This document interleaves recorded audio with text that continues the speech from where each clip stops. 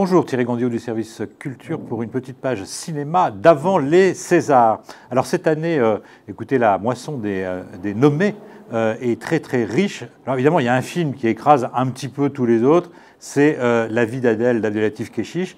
Bon, pour moi, c'est sans aucun doute le meilleur film de l'année. Et la seule chose, c'est que d'abord, Abdelatif Kechiche a déjà eu deux Césars, l'un pour l'esquive et l'autre pour la graine et le mulet. Bon, pourquoi pas un troisième? Par ailleurs, il a tout eu depuis le Festival de Cannes, mais tout, mais vraiment tout. Parfois, chaque fois qu'il passe dans un festival, il décroche la timbale. Eh bien, néanmoins, je maintiens quand même que c'est le meilleur film de l'année et il n'y a pas de raison, donc meilleur film et meilleur réalisateur. Néanmoins, je veux dire que tous les autres films qui sont présentés méritent d'être là, en particulier évidemment Guillaume et les garçons à table, 9 mois ferme de Dupontel, Le passé d'Ashghar Farhadi, La Vénus à la fournure que j'ai beaucoup défendu ici, et même surtout Jimmy P, Psychothérapie d'un Indien des plaines. Donc pour moi, voilà, ces films méritent d'être là. Ça va être très difficile pour le jury, mais moi je maintiens quand même Abdelatif Kechiche. Ensuite, meilleur premier film, bien là, évidemment, Les Garçons et Guillaume à table, qui est quand même, par ailleurs, a fait quand même 3 millions d'entrées en salle, paraît le favori, mais moi, ce ne serait pas mon favori. Mon favori, ce serait La bataille de Solferino, de Justine Triette, avec Vincent Macaigne. Je trouve que ça se passe le jour de l'élection de François Hollande. C'est un film extrêmement brillant, très excitant. Et donc c'est à lui que je donnerai le prix du meilleur premier film. Ensuite, alors, les acteurs. Pour ce qui est des garçons, Mathieu Amalric, Albert Dupontel, bon, ils sont formidables. Guillaume Gallienne aussi, qui risque quand même franchement d'aller voir. Mais bon, on connaît Mathieu Amalric, on connaît Michel Bouquet, on connaît Albert Dupontel. On connaît moins Grégory Gadebois. Et je dois dire que ce garçon est absolument formidable, à la fois dans ce film, où joue le rôle de Freddy dans Mon âme par toi guérie, un petit film modeste mais très intéressant. Et Grégory Gadebois est véritablement un des meilleurs acteurs de sa génération. Et je ne pense pas que je serai suivi par l'Académie des Césars, mais néanmoins je voterai pour Grégory Gadebois.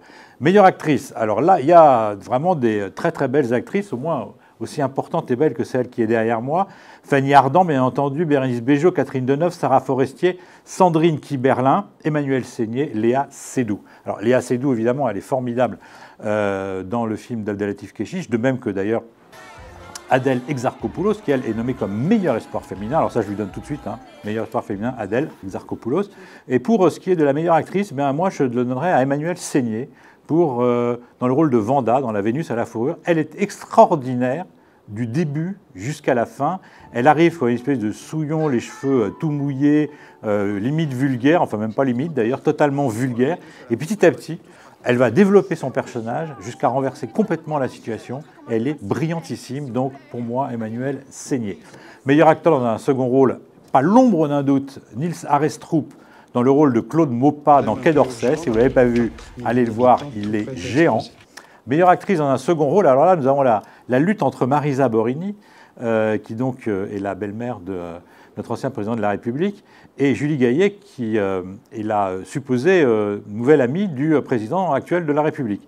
Eh bien, moi, je le donnerai à une troisième actrice qui s'appelle Adèle Haenel pour son rôle de Marie dans le film qui s'appelle Suzanne de Catel Kiléveré. Elle est absolument formidable. Elle fait le contrepoint avec Sarah Forestier. Elle est forte, elle est généreuse et j'ai beaucoup aimé sa prestation. Meilleur espoir féminin, je l'ai dit, pour Adèle Exarchopoulos dans la vie d'Adèle. Quoique Golshifteh Farahani est toujours aussi belle et toujours aussi bonne actrice dans son rôle dans Sigue et Sabour, Pierre de Patience. Eh bien, on arrive à la fin. Alors, meilleure adaptation. Écoutez, il y a beaucoup. Hein, Les Garçons et Guillaume à table, à nouveau. Quai d'Orsay, bande dessinée. La vie d'Adèle, à nouveau, qui est pour Bleu est une couleur chaude. La Vénus à la fourrure également, qui est l'adaptation d'une pièce de théâtre de David Ives. Eh bien, moi, je le donnerais à Jimmy P, Psychothérapie d'un Indien des plaines, parce qu'il fallait vraiment avoir le culot et le talent d'Arnaud Desplechin pour adapter ce livre culte de Georges d'Évreux. Et puis, c'est une façon, on dit aussi, de saluer Mathieu Amalric et Benicio del Toro, qui sont immenses. Voilà, alors il y a encore beaucoup de choses. Hein. Meilleur décor, pour moi, c'est L'écume des jours, sans aucun doute. Et puis, le meilleur documentaire, Comment j'ai détesté les maths, de Olivier Perron. Allez-y, surtout si vous détestez les maths. Je ne pense pas que je serai suivi dans tous mes choix, mais en tout cas, je vous souhaite de passer une très bonne soirée devant votre télévision ou bien carrément au Théâtre du Châtelet, si vous avez la chance d'être invité.